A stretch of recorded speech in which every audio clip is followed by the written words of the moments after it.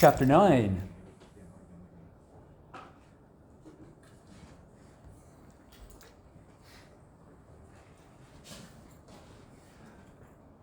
You've seen this before. You've seen all of this before. The only thing that's changing are the variables on the functions. This is all the same idea. Demand, supply, long-run supply. You've seen all of this before.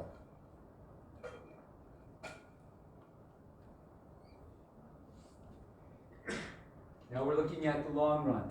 First, we're looking at expenditure and income. They equal each other in the short run, unless there's a shock to the system or there is bad prediction. And then what ends up happening? Excess inventories or scarcity of inventories. If you have excess inventories, which direction is the price pressure? Excess inventories, price pressure down. If you have scarcity of inventories, price pressure goes up. Okay, see, you already understand this. You already understand this. It's probably going into the test and going slightly crazy from stress that causes difficulty. Or maybe, well, we won't get into tests. So, aggregate demand and supply.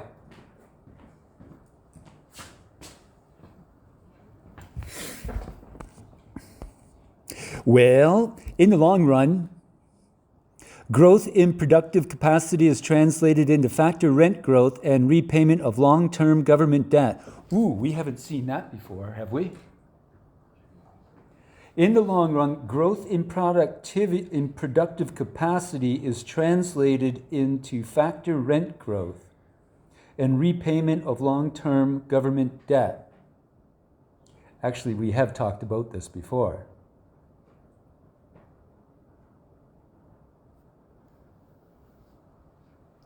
So, over time,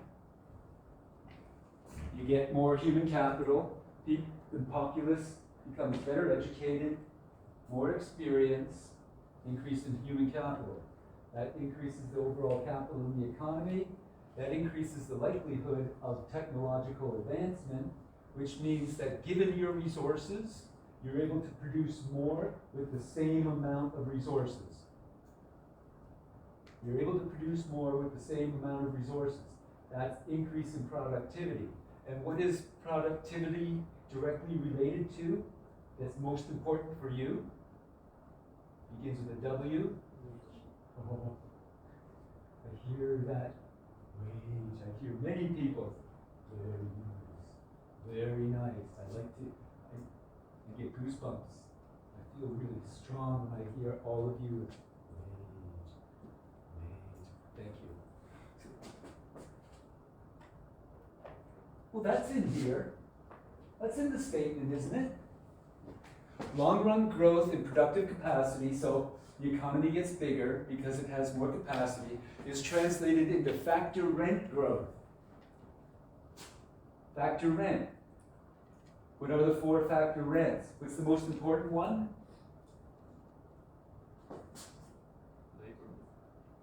Factor rent is, what's the most important factor rent for labor? What's the name of factor rents for labor? Oh, you just killed me. You just gave me the answer. Wages. Maybe I didn't hear you. Okay. For labor, the most important factor rent is wage. So as the economy expands, in theory, wages go up because you're able to produce more with the same amount of inputs. In theory. What are the other three factor rent names? What's the factor rent name on resources?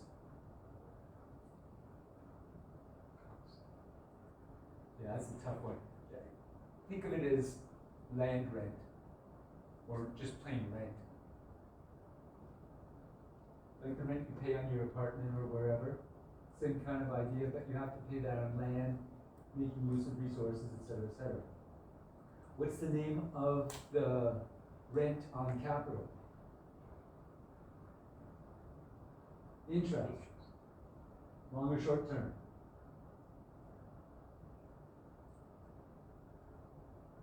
Which interest rate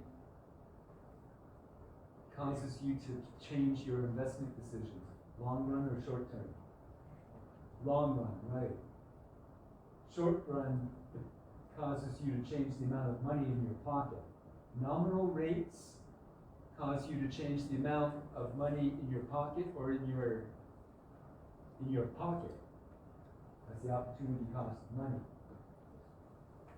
Long run rates change your buying decisions on things like cars, durable goods, or for corporations, businesses, how much they invest in the future. Long run rates are for future investment decisions. Short run rates are for how much money you have in your pocket, your savings rate, essentially. So, why do I mention this? Because as the gift gets bigger, the shovel should get bigger too. The shovel, the factor market, that's where the factor rent prices are created. That's where they get determined. So if the size of the economy gets bigger, then people should be getting more for their land rent, interest payments, profit on creativity,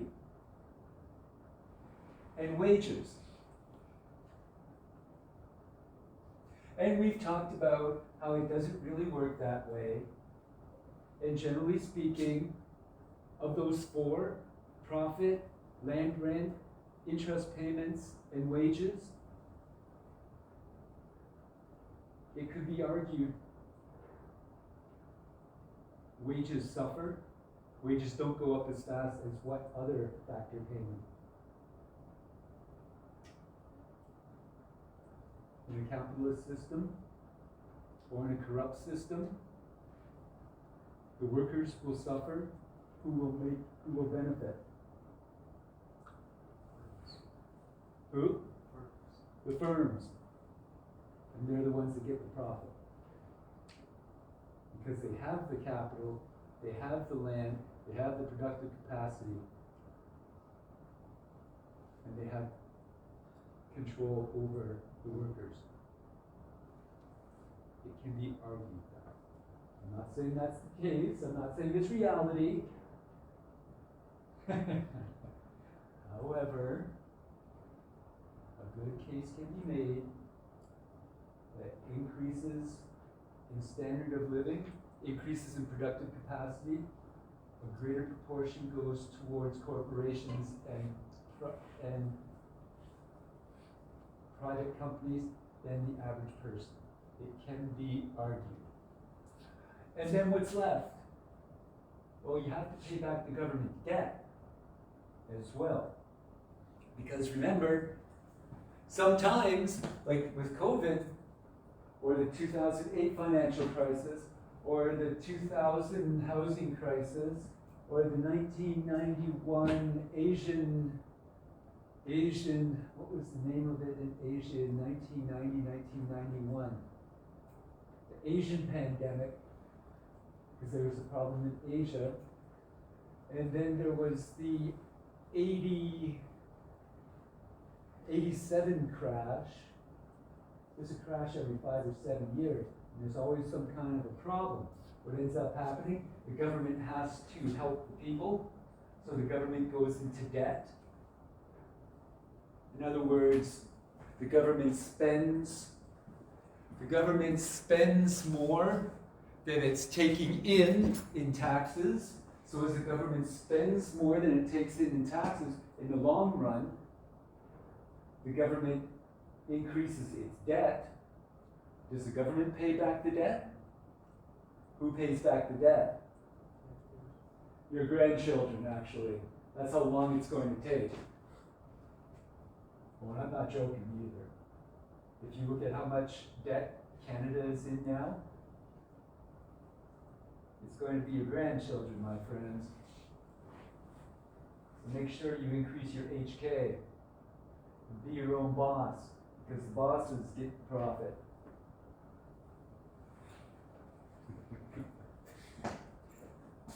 So, that's the way it really works. The economy expands and people benefit, some more than others,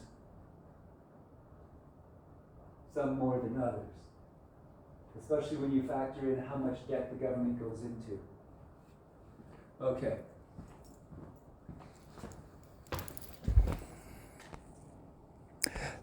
Let's look at the aggregate demand curve.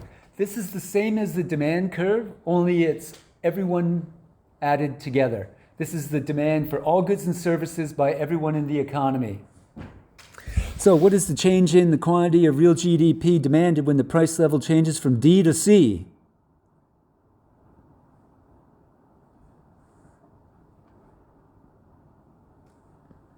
What's the answer? So, when price goes from D to C,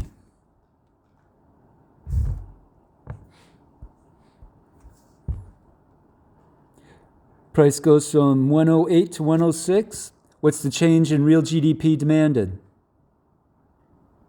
Oh, I see a smile on someone's face. This is just too easy, she says. Well, what's the answer? 5. Is it a positive or a negative? It's a positive. Go figure. So as price level goes down, aggregate demand goes up. Same as the demand curve. Price goes down, quantity demanded goes up. Same idea. To do it the long way, what I can say is, okay, real GDP demanded, that's the D, is a function of price level, which is a negative correlation. It decreases in real interest rates. It increases in relative growth. It decreases in taxes.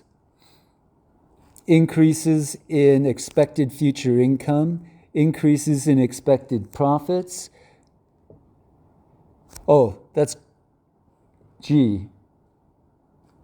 Wait a minute. RG, is that government? That must be government. Because this one is relative growth, negative in relative growth and negative in exchange rates.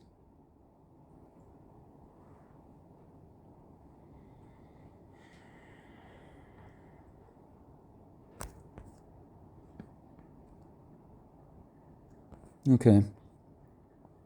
So, real GDP demanded is equal to, and all I'm doing is I'm creating the equation for this line. It's going to be the intercept, real GDP sub zero, plus the slope times, plus the slope of the line times the price level. The slope is going to be, let's see, is that del x by del y or del y by del x? Right, it's del x by del y. So it's the change in real GDP divided by the change in price level. Real GDP demanded. And the slope of that line is negative.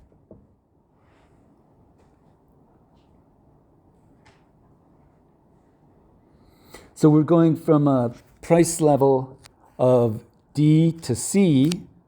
That means we're going from a price level, so that's going to be price level of C minus the price level of D, which is equal to 106 minus 108, and that's less than 0. Okay, well if that's less than 0, what's going to happen to real GDP? it's going to go up because as price levels go down, real GDP demanded goes up. So real GDP from D to C is going to be greater than 0 since the slope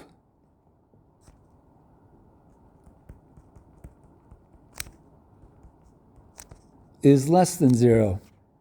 These two are inversely related. So real GDP demanded going from D to C is equal to the real GDP at C minus the real GDP at D. Better put demanded up here. And that's equal to 20 minus 15 equal to 5. Therefore, real GDP demanded increases $5 given a decrease in price levels from 108 to 106.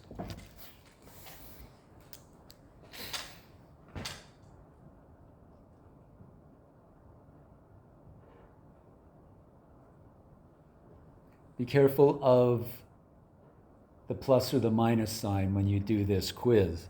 If you don't get the minus sign, the answer's wrong.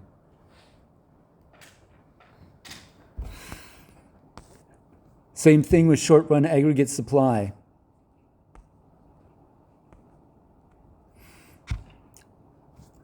I shouldn't have to do all the stuff on the bottom, but let's just talk this one through. We're going to go from D to C again. D to C, D to C. So, price level. What's happening to price level going from D to C?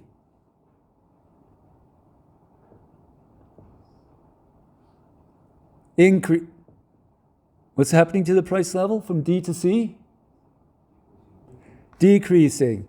So price level is decreasing. What's the relationship between price level and real GDP as given by the SRAS? Is that a positive correlation or a negative correlation between price level and real GDP supplied? Real GDP supplied. It's a positive correlation. So price level is positively correlated to real GDP. Here I've got price level is proportional to the slope times real GDP supplied. So if price level decreases and the slope is greater than 0 because rise over run is positive, then what has to happen to real GDP if price level goes down and the slope of the short run aggregate supply curve is positive? Price level goes down, what should happen to quantity supplied? It should go down because it's a direct correlation. So if price level goes down and the slope is positive, that means that real GDP supplied should go down as well. Or that's the intuitive way of explaining it if you know all of the words. Or you can look at the graph. Let's see. Well, you're not going to say, let's see. You'll say, let's see. We go from D to C. That's the price level going down.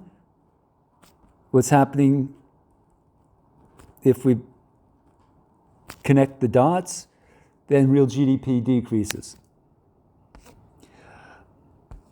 Well, you're getting so good at these. You can do this one by yourself.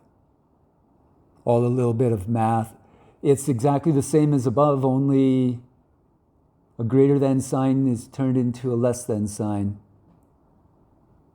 Or do you want me to do this quick? Okay, I'll do it quick.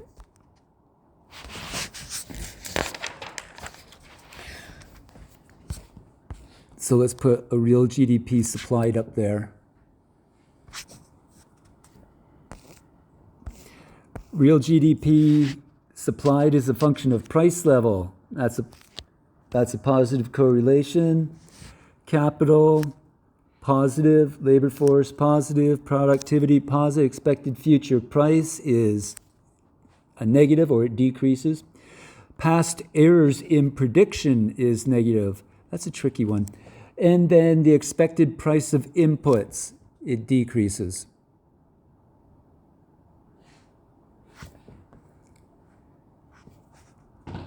So real GDP supplied is equal to this equation.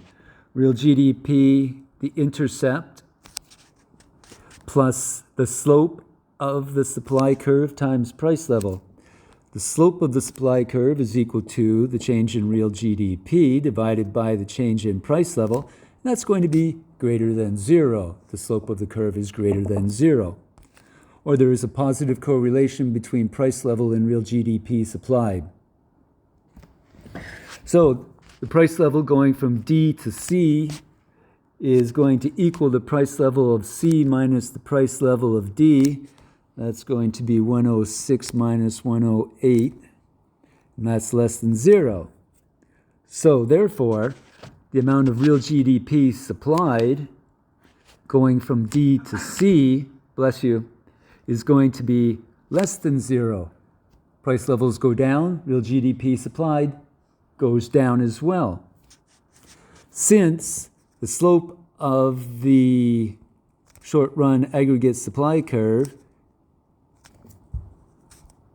is greater than 0. Therefore, real GDP supplied going from D to C is equal to the real GDP at C minus the real GDP at D, both supplied. And that's equal to 30 minus 40, and that's minus 10. Therefore, real GDP supplied decreases 10, given a decrease in price levels from 108 to 106.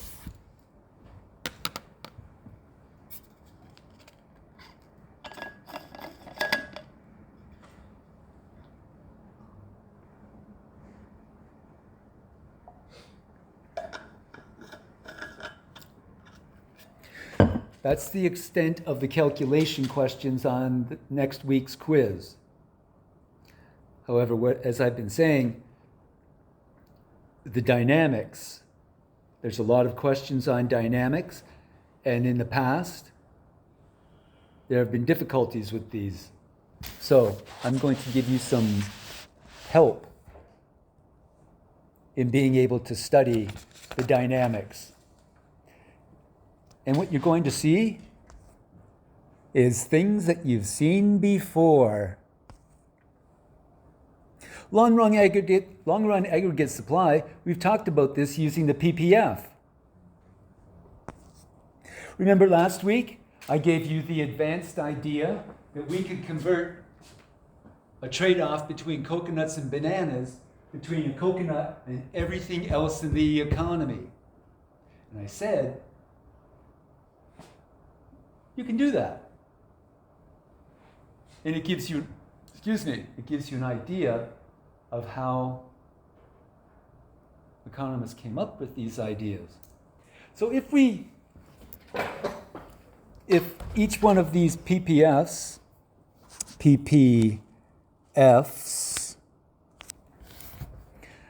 we have year 1 is the red, that's the innermost PPF.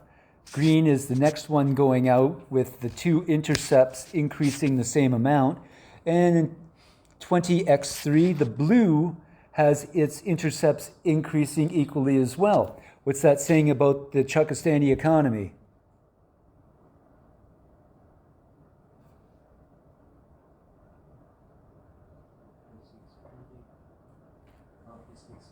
It's expanding, yeah. In its ability to produce one item or all items? All items. It's all items. Coconuts and everything else.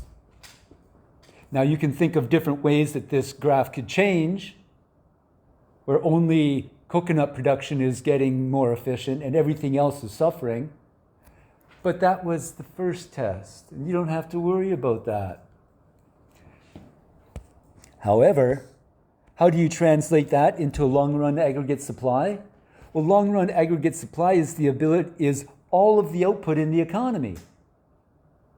The maximum potential output. So,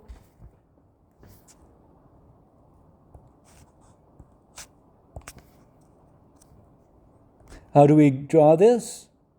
PPF 20x1, straight line at 1.6. So anywhere on the red PPF, what's the value of all output? Anywhere on that red line, what would be the value of the output on the red line for the PPF? 1.6. Inside, less than 1.6. Go up to the green. Go up to the green PPF. Everything's expanded. Now it's up to 1.8.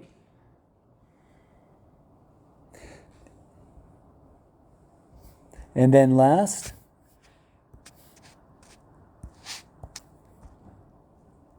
expand to 2.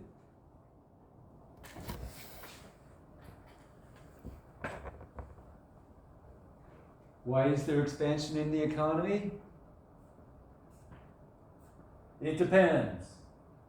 Do you have a rule of law? Do you have efficient markets? Oh yeah? Then how does the economy expand? Human capital, better quality,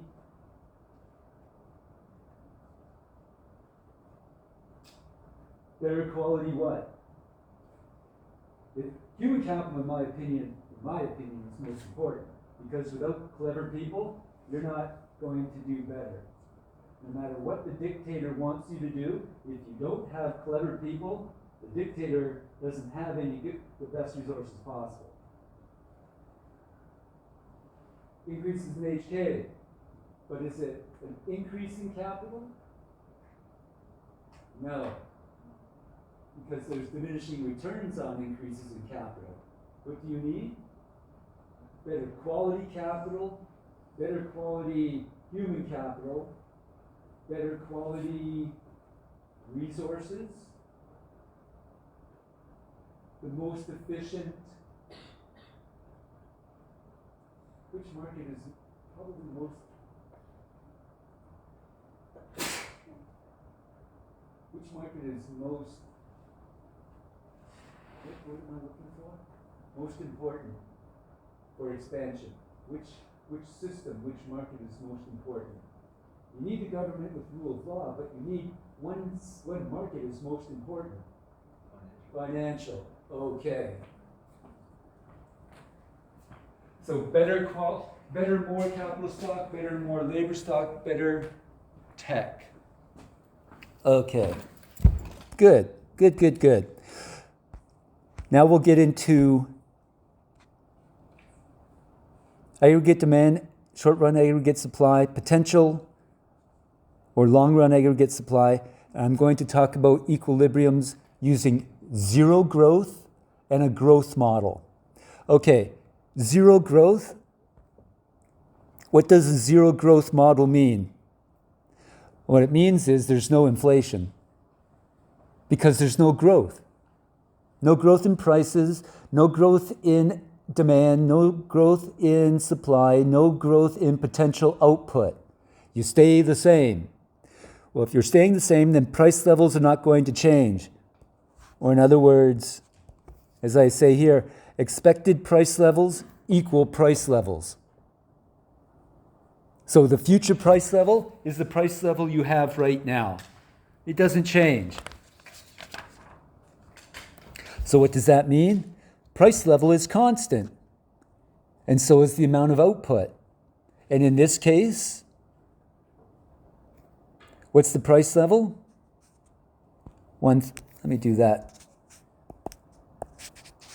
In this case, price level is 134. And that means that 2 units, what is happening?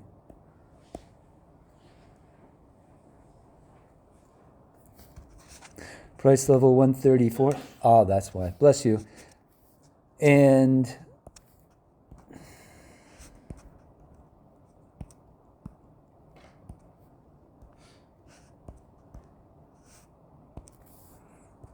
price level 134, real GDP of 2 units. It's constant. The economy's not growing, it's staying there. This is long-run equilibrium. You're producing at the maximum amount of output. Your demand, that everyone demands the maximum amount. I'm getting really worked up about this. Everyone demands the maximum of output, and the maximum amount of output is supplied in the short run. So the short run condition, SRAS equals AD, that's always short run, is equal to the long run condition that long run supply, aggregate supply equals short run aggregate supply equals aggregate demand, market clears. Zero growth. The economy doesn't move from here. Okay, nice and simple. What happens if there's a positive short-run supply shock? There's a positive shock, a supply shock. What's the number one? The number one example of a positive supply shock is an increase in the price of oil. So oil goes up. What happens to short-run aggregate supply? Oh, wait a minute. Got that backwards. Price of oil goes down. Positive shock, positive supply shock means supply increases. Positive supply shock, supply is going to increase. How can supply increase? Price of oil goes down. In other words, the cost of producing all of your output, cost goes down. If cost goes down, producers are going to produce more, because if you produce more at a lower cost, what happens to your profit? Profit goes up. Okay. So initially, we're at 134, price level 134, real GDP of 2.0. We have a positive supply shock. That's going to cause a decrease in the production input cost given a constant price level. So that's going to cause output to increase given all of the current producers, because all of the current producers are able to produce at lower cost, so they're going to try to produce more, so that's going to shift the curve to the right. But then also what happens is marginal producers enter the market. Before, there are some producers that couldn't afford to or could not profit from the price levels, the current price levels, but because of their cost structure. But once the price of inputs go down, the producers who could not make profit before, now there are some that can make a profit. So they enter into the market. So this also increases the total amount of supply in the economy. So we have a new short-run equilibrium at point X, where the price level of X is 132 and the real GDP at X is 2.2. Now here's the trick. With supply shocks, we always go back to long run. Same long run. With supply shocks, we always go back to the same long run condition in a no growth environment. No growth, supply shock, shift, then shift back. Here's why. What's happened to employment?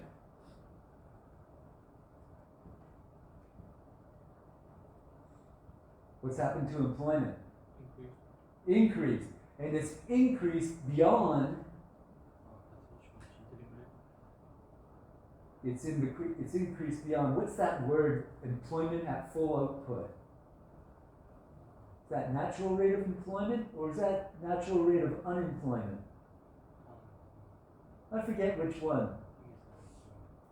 I think it's full employment. Full employment. Maybe, is that right? Does that sound right? Who read the book?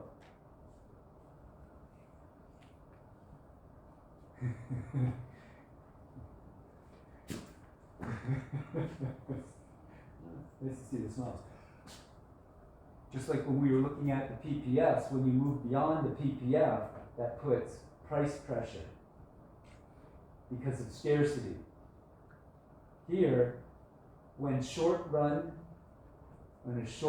condition is beyond the potential of the economy, that puts what kind of price pressure on the markets? When you're producing beyond your maximum productive capacity, what should happen to price levels? What kind of pressure? So we have decreasing price pressure when employment is beyond normal, beyond full. So beyond full employment is going to cause prices to be soft.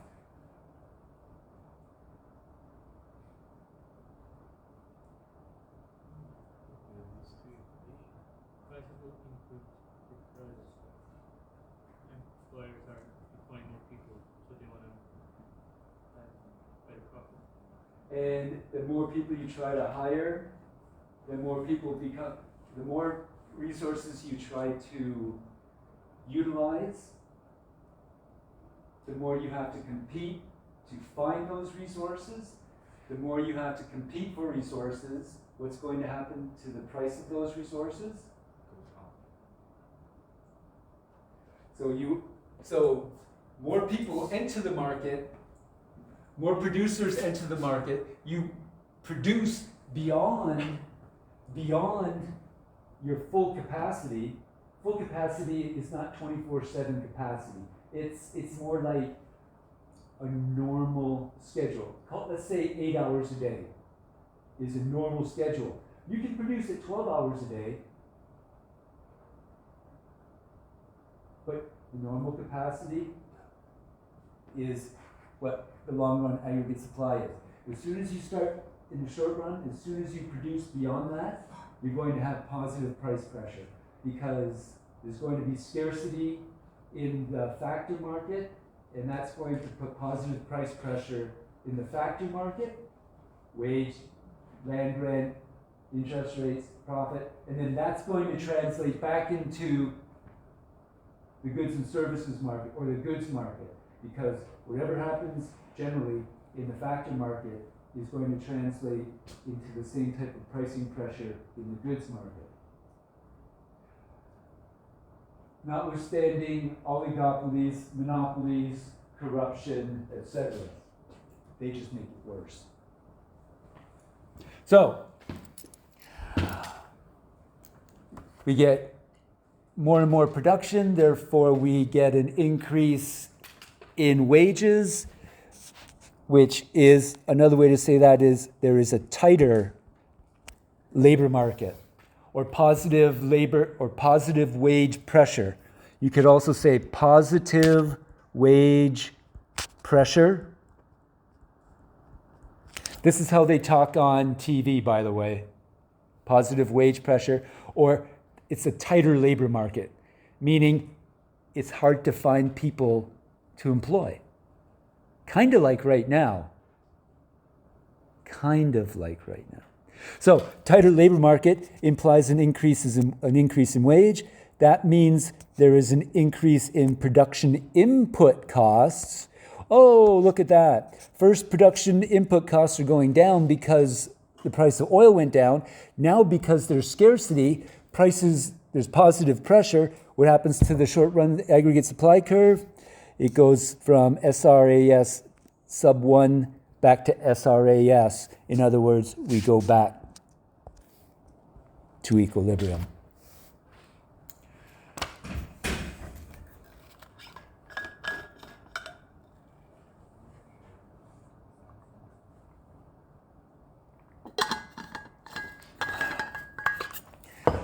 Same thing happens in opposite when the price of oil spikes.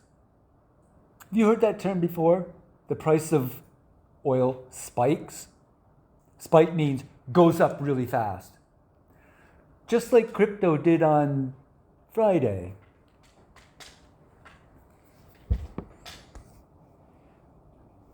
So this first one, a positive shock, price of oil goes down, that's not in the textbook.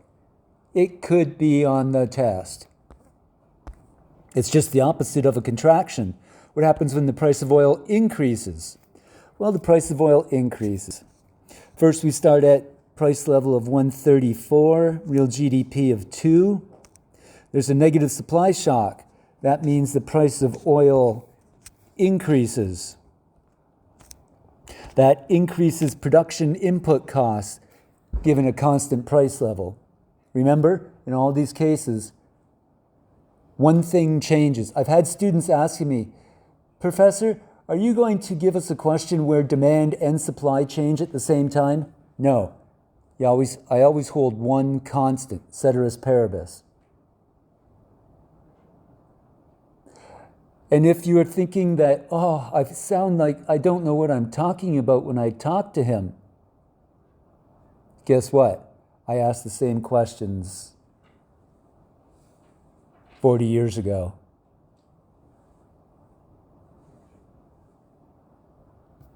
So, price of oil goes up. Input costs go up. That's like your textbooks and your tuition prices going up. So what's going to happen? Well, there's going to be a decrease in output of some of the current producers, the ones that can afford to stay in production. They're going to decrease their output because it's costing them more. So when they decrease their output, that's going to reduce the pricing pressure. Well, I'm jumping ahead. That's going to cause the current producers to decrease their output because they can't make as much profit. It's going to cause marginal producers to exit the market. Any producer that was just breaking even, now that their input prices have gone up, that means their profit is probably they're not going to have break even anymore. They're going to be losing money. You don't stay in the market if you're starting to lose money. So what ends up happening?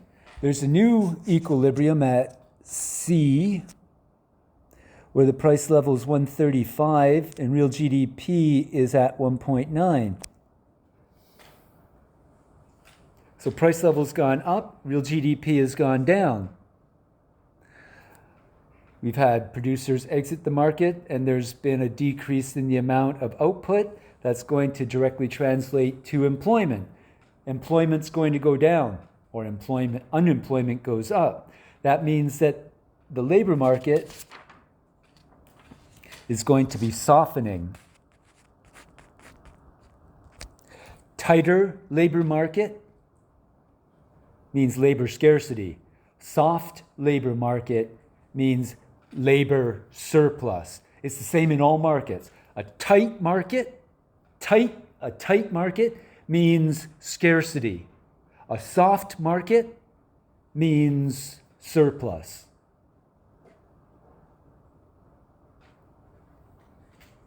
Just in case you want to talk to you start talking to an economist someday and they start using soft and tightening, now you know some of the basic terms. And so what ends up happening? Soft labor market. If you've got a soft labor market, that means you have excess labor. If you have excess of a quantity, what has to happen to price? It decreases. Excess quantity, is that demanded or supplied here in the labor market? Supplied. Excess quantity of labor supplied, what happens to the price of labor? Goes down.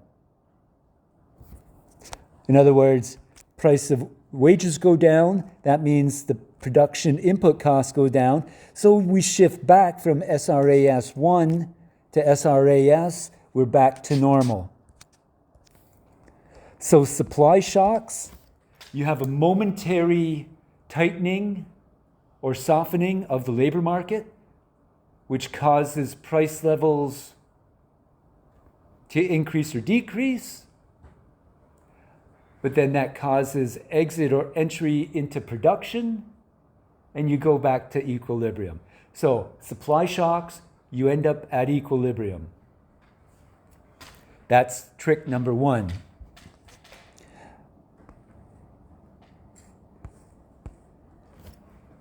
All of the demand shocks are in the textbook or my videos. Take a look at them. Take a look at the demand shocks. Some observations. Now this is all zero growth. PGDP or LARS is not changing. Some zero growth observations. Short-run supply shocks self-correct to original equilibrium. That's what we just talked about.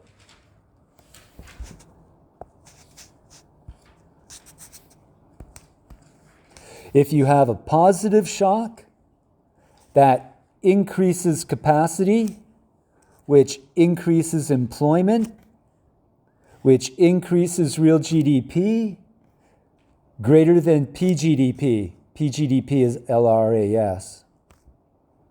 What does that causes an increase in wage, which causes an increase in input cost, which then causes a decrease in real GDP back to PGDP and back to equilibrium. Conversely, a negative shock causes a decrease in capacity, a decrease in employment, a decrease in output, which is then less than the potential of the economy, which leads to a decrease in wages, a decrease in input costs, an increase in output, and back to equilibrium. That's just what we talked about. But now you have a study note.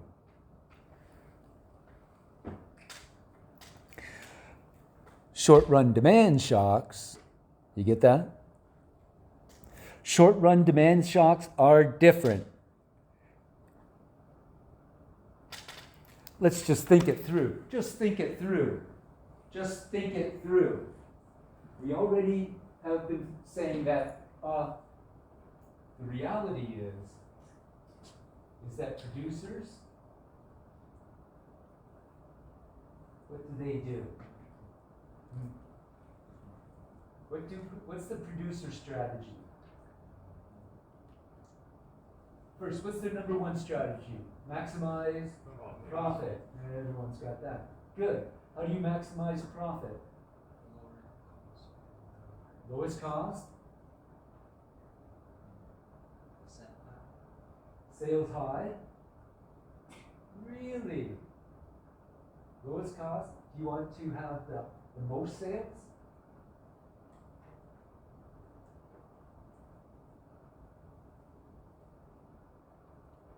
In theory, that's correct. But the way it works, you want to restrict sales. Why do you want to restrict sales, my friend asks?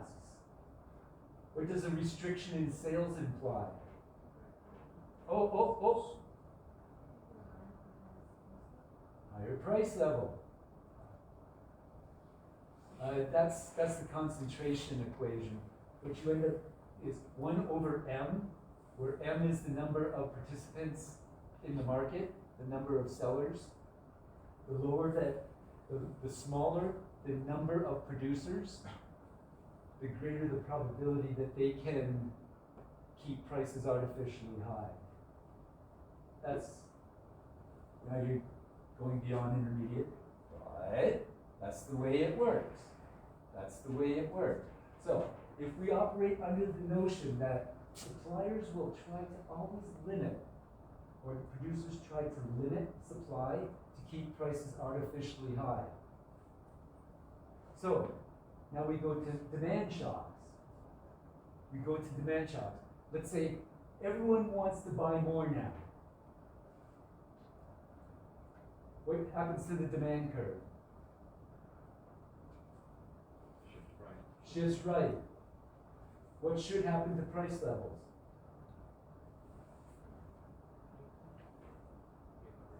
Increase. What should happen to output? Increase. So if output increases, so take a step back. You got it. So if demand increases, that means output is increasing. What's going to happen to scarcity? What's the probability of scarcity now? Increases. What do firms do and what do actors do when scarcity increases? They want to increase their wages. So how's that going to translate into the cost of the producers? Costs go up. What happens when costs go up? What happens to supply? Supply is decreased. What happens to prices then?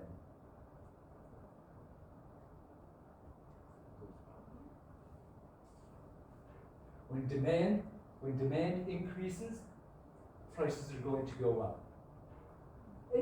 Step back from that. Just take a step back. If everyone wants more, prices gotta go up. It's just. So on the other hand, if demand decreases a whole bunch, what should happen to price pressure? It should drop.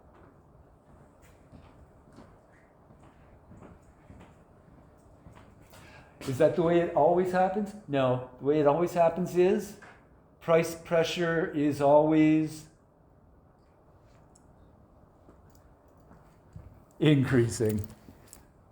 Almost always. Okay, so short-run demand shocks lead to changes in long-run changes in price level.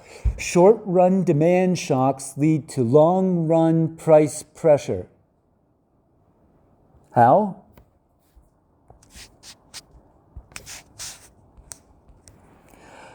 Positive shock leads to positive price pressure, which leads to positive wage pressure, increased employment, which increases input costs, which increases price levels,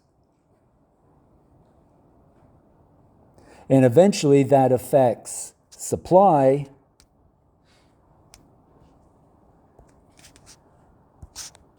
We end up back at full output, potential GDP, long-run aggregate supply, but price levels have gone up. Increase in aggregate demand increases price pressure. It does nothing for output. Nothing. Because you're already at, you can't go beyond full potential. You can't go beyond the PPF. You can't, not for a long enough. What happens if you try to go beyond your maximum output? Price pressure pushes supply back and increases wage pressure. So pressure in the factor markets caused by increasing demand causes increasing pressure in the goods market. One more time. Increased demand causes price pressure in the goods market, which causes price pressure in the wage market. Because if you're paying more for everything, the next time you talk to your boss, you want an increase in your wage. But all that extra output also increases employment, which increases wage pressure, increases scarcity, that increases input costs, shifts the supply curve back, that leads to an increase in price levels, and you go back to full output. So you end up back on long-run equilibrium, on the long-run aggregate supply, except prices have gone up. On the other hand, if there's weak demand, you're going to end up at full output again, but at reduced prices. In theory. So negative, a decrease in demand, decreased price pressure, decreased wage pressure, decreased employment, decreased input costs, decreased prices, and you're back at full output. Do we always end up at full output? No. Do we usually end up with price pressure positive? Yes. Do we have short run negative price pressure? It's possible. It's possible. But you seldom. So, supply, we always end up at the same price level and at full output. A demand shock, we end up at full output, but positive demand shock, price levels go up. Negative demand shock, price levels go down.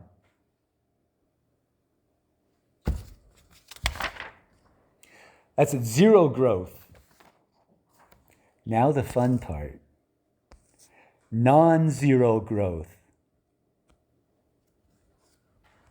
So essentially, the PPF is always moving outwards, or the long-run aggregate supply is always moving to the right. The economy is always growing. More and better factors of production, positive technological change, increased HK. So the long-run aggregate supply is always moving to the right. Always moving to the right. This was the first graph we looked at, remember? Where income and expense are the same growth rate, but then production growth stays the same and income reduces. This is what we're talking about here. We're getting variation in growth rate. Variation in growth rate. So, now inflation is not zero. In fact, expected price level, what's our expected price level compared to the current price level? What's the inequality? This is on the test. What's the inequality?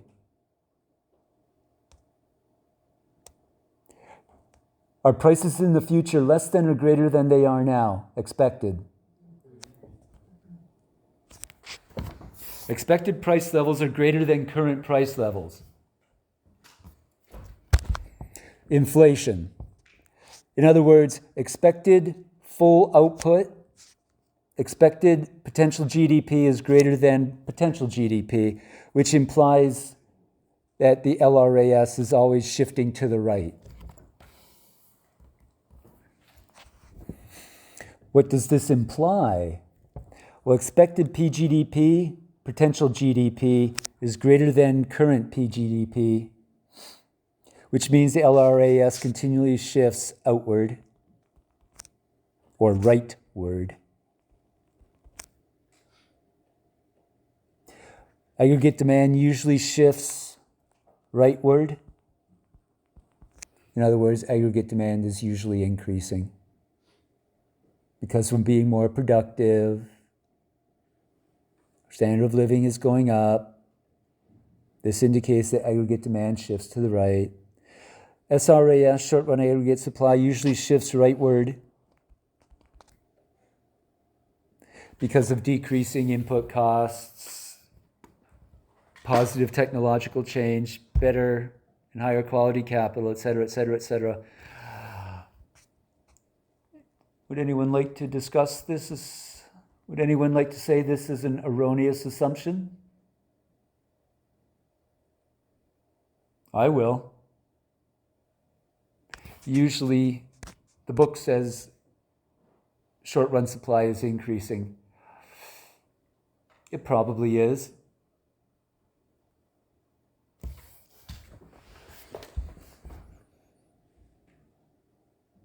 But you can make a case that short-run supply, it increases probably as much as it decreases at points in time. It's varying a lot, I would suggest. The book doesn't say that. It says it's always increasing. But that's perfect competition. You're not talking about monopolies or oligopolies or any of the inefficiencies that are in markets. Okay, so We have non-zero growth. So all the curves are shifting to the left. Left? Right. The curves are shifting to the right all the time. The curves are always shifting to the right. Okay. 3 possibilities. And I did some math here. There's no math on the test. But when I was in grad school, if I saw numbers, it made it easier to understand. So I've made some numbers for you. Okay, zero inflation. This is a zero inflation growth. What do you notice? Keep it simple. This is kindergarten stuff. Look at the diagrams. Zero inflation growth. So prices aren't increasing, but the economy is growing. What do you see? What has to happen?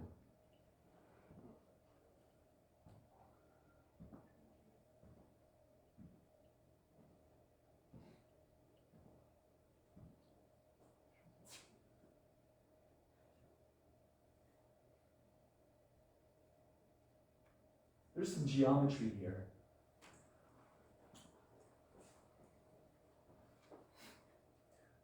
What's the simple observation? What's one simple observation here? What do you see? Equilibrium shifted right. Real GDP increase. We will always be, generally we'll end up, oh boy. Okay, we've got two long-run equilibria. What's the price level at those equilibria? The same. If the price level is the same, what does that imply with respect to inflation? 0. Right. Good. But outputs increased. What's happened? So, what's happened to standard of living? Assuming no population growth. Or I shouldn't say no population growth. Here's where it gets tricky. There can be population growth, but it has to be less than the growth rate of the price level. The RGDP. yeah. There can still be population growth as long as it's less than real GDP growth. Nice. Very nice. So, what did we do? We took one equilibria and we shifted it to the right. So what does that mean about the percent change or the growth rate in SRAS versus LRAS versus AD? What does it, the long run equilibrium, all that's happened is all of the curves have shifted by the same amount to the right. Because we're at the same price level. Same price level. So what does that say about the growth rate in demand, supply, in aggregate demand, long run aggregate supply, short run aggregate supply? What does it say about the growth rates? Different? Yeah. Really?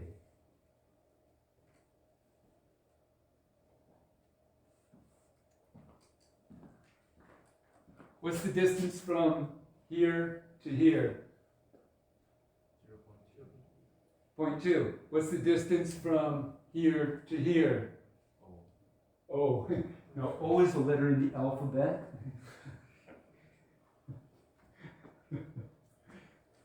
0.2. What's the distance from any point on the aggregate demand curve from AD to AD_1? Same. So if you do the math, what's going to be the growth rates on all of these functions? The same. So as long as aggregate demand increases the same amount as short run aggregate supply increases the same amount as long run aggregate supply, you will have growth in the economy with no inflation. So then you can already think about what the other two possibilities are. So, show you a little bit of math. So the change in aggregate demand is 2.2 minus 2.0 divided by 2.0 times 100 is 10%. Since the percent change in SRAS is equal to the percent change in LRAS is equal to the percent change in AD, therefore price level is constant, and that implies inflation is 0. And since real GDP has increased and equal to potential GDP, this implies an increase in the standard of living given population. I should put a dot over population. You know what a dot over a variable means? When you put a dot over a variable, that's growth. It's another way to say percent change. I put that in there just because. Because it could confound. But it don't really need to. Population stays the constant. Therefore, standard of living goes up. Okay. That's zero inflation growth. This is what we'll be talking about next week and the week after. This is what the government and the Bank of Canada tries to do. Tries. Zero inflation growth. Well, more like 2% inflation growth. So we'll get to that next. The government tries to keep inflation at 2% and then tries to get the economy to grow faster than 2%. That's for next week and the week after. Has it happened lately? No. Has it happened in the past 35 years? They say it has. Okay, zero inflation growth, positive inflation growth. Okay. This is right back to kindergarten again. What's different? What's different? Explain the picture. What's different in this picture? Oh, take a minute. I need a drink.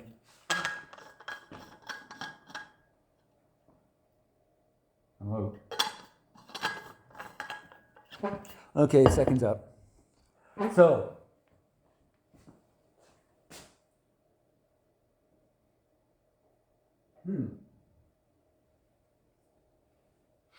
this is one scenario. Here, which growths are different? Which function has grown more than the other, causing inflation? Let's take a look. So, AD has grown faster than SRAS and LRAS. Let's see. Well, we go from long full output, potential output, long run aggregate supply of 2 to 2.2. Okay. How much did, let's go with what you said. How much did AD change? Well, AD was at 2, and then it shifted to 2.24. How do you calculate this? Keep the same price level. Keep the same price level. Keep the same price level. What do I mean? At a price up, say at equilibrium, the initial equilibrium, 134, and at 2 units of real GDP. We shift to 2.2 as our output. But at 134, where is the AD curve? Well, I drew this in for you so that it would be easier to think about. The AD curve is now at 2.24. What's happened to short run aggregate supply?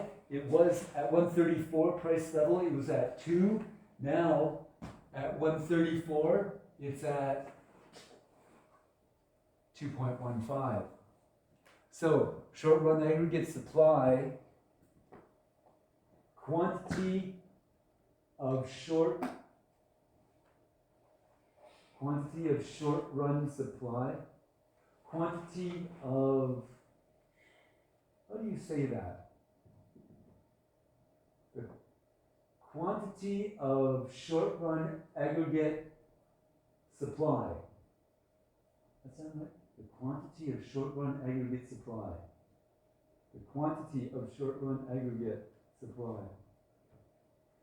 The quantity of short run. The quantity of short run aggregate supply is less than the quantity of aggregate demand. What's got to happen to price? It's got to go up because demand is more than the quantity demanded is more than the quantity supplied. That's going to put positive price pressure until we go back to until we end up at full output. So what happened? Demand grew faster than short run supply. When aggregate demand grows faster than short run aggregate supply, the quantity of aggregate demand is greater than the quantity of short run aggregate supply at the same initial price level. Therefore, price levels get bid up as the excess quantity demanded is reduced. So good. Aggregate demand grew faster than short run aggregate supply. And the math is, well, the answers are change in aggregate demand is 12%, change in short run aggregate supply 7.5, change in long run aggregate supply is 10, and the change in inflation is 1.5. How do I get that? That is, change in aggregate demand is 2.24 minus 2.0 divided by 2.0 times 100.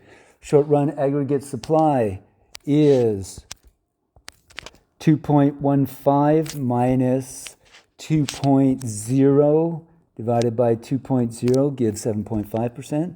And long run aggregate supply grows from by using 2.2 minus 2.0 divided by 2.0 gives 10%. Inflation, price levels, we end at 136, started at 134, divided by 134, that gives 1.5%. Therefore, producers introduced 1.5% inflation into the economy by restricting production growth. That's one way to explain it.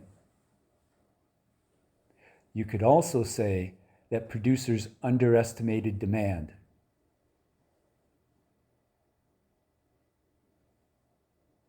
You can also say that producers underestimated demand.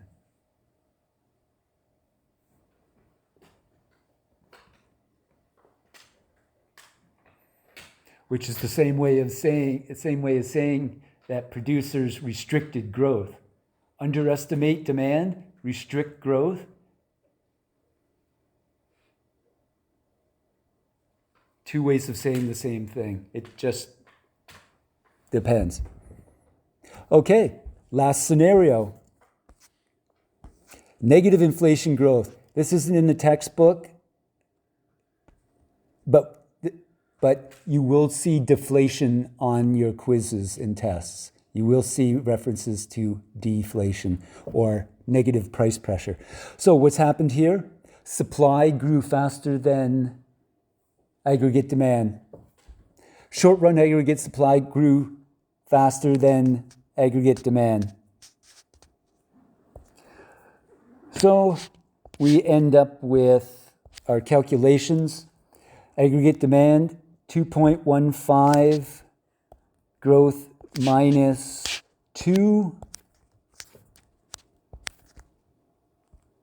divided by 2 gives 7.5% aggregate demand growth. Short-run aggregate supply went from 2.25,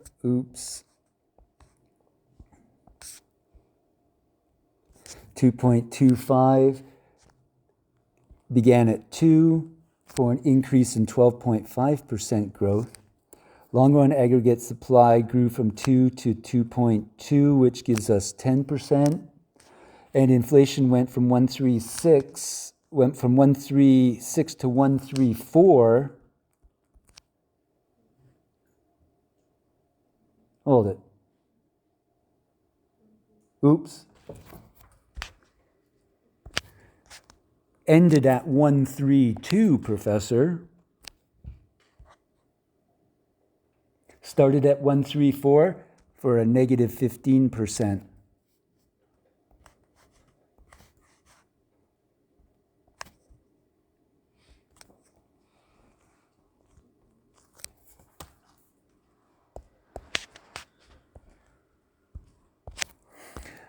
Therefore, overestimation of demand growth led to a 1.5% reduction in price growth.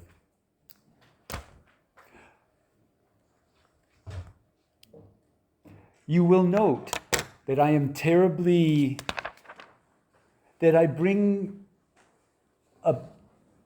bring to light narratives that are negative on producers. In other words, it could be argued that I believe that producers are responsible for inflation in the economy. That's one argument.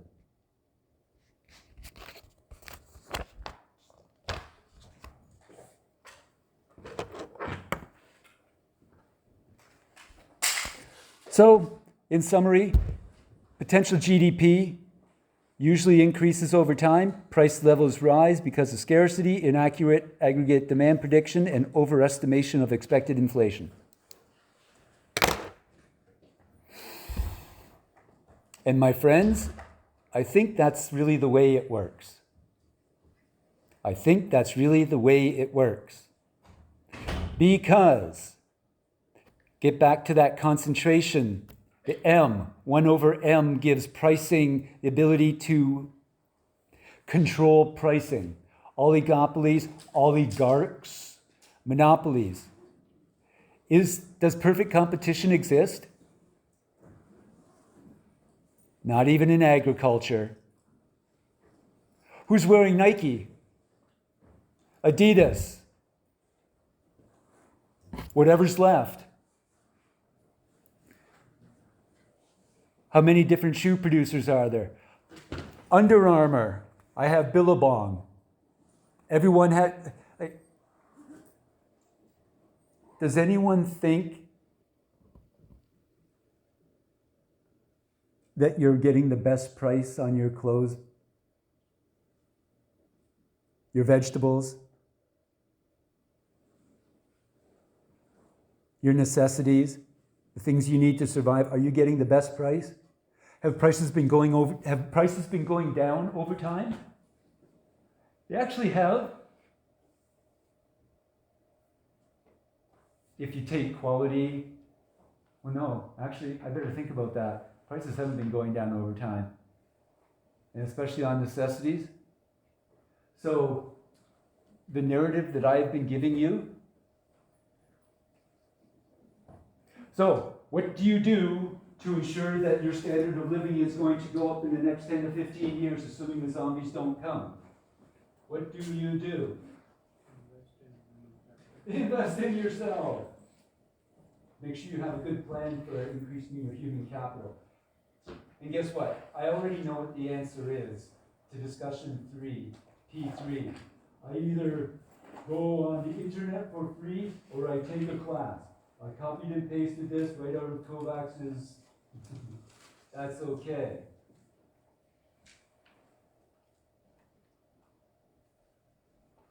Just have a good plan. Because my TA, I told him to be critical. So he's going to be reading whatever you say, and if it doesn't make sense, your grade goes down. Questions? I'll have my office hour if you need anything. That was a good class. Thanks, guys. See you next week. Quiz tomorrow. Discussion tonight.